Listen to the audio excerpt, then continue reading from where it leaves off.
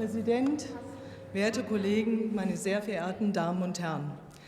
Frauenrechtlerinnen haben in den vergangenen Jahrhunderten die Gleichberechtigung erstritten, und Männer haben sie in den Parlamenten gewährt. Dafür kommt ihnen für immer den Dank der nachfolgenden Generationen zu.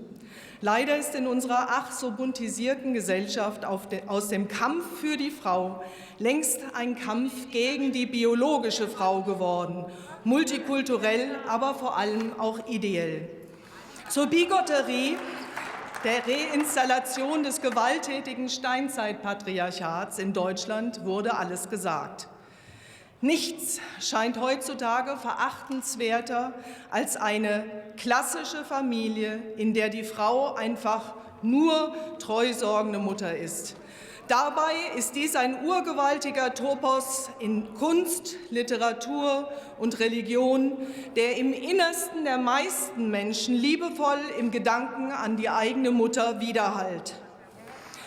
Für die schöne neue Welt der amtierenden Frauenrechtlerinnen muss das Bild der Mutter weichen, und zwar dem Bild von Frauen und anderen gebärfähigen Personen, die bei Schwangerschaft Körperflüssigkeiten oder Körperteile für mindestens 9 Monate zur Verfügung stellen, wie gestern im Antrag der Linken unter großer Zustimmung von SPD und Grünen propagiert wurde.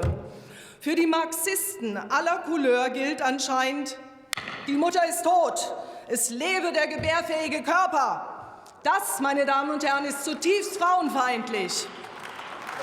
Frauen wohnt die Gnade inne, Leben schenken zu können und die tiefsten und innigsten Beziehungen und Bindungen stiften zu können, die es auf der Welt gibt, nämlich die zwischen Müttern und ihren Kindern. Diese sollen zugunsten einer unbedingten Beruflichkeit überwunden werden. Die Lissabon-Strategie der EU besagt bereits, Frauen, die nicht lohnabhängig erwerbstätig sind, sind steuerlich schlicht ungenutztes Humankapital. Wenn diese von ihrer eigenen Natur zutiefst entfremdeten Leute an der Macht bleiben, werden aus Frauen langfristig Körperteile und Körperflüssigkeiten mit Steuernummern immer dazu verdammt, mit Männern gleichgestellt werden zu müssen. Ein humanistischer Offenbarungseid.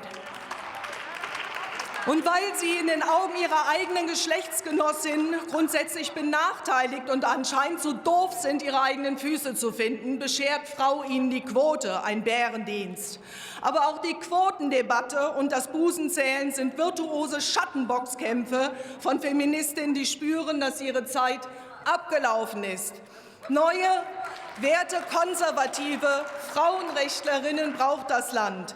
Sie treten ein mit allem, was sie haben, für das Frauenrecht, nicht ständig mit Männern konkurrieren zu müssen und die Wahlfreiheit zu haben, ob sie erwerbstätig oder Hausfrau und Mutter sein wollen. Vielen Dank.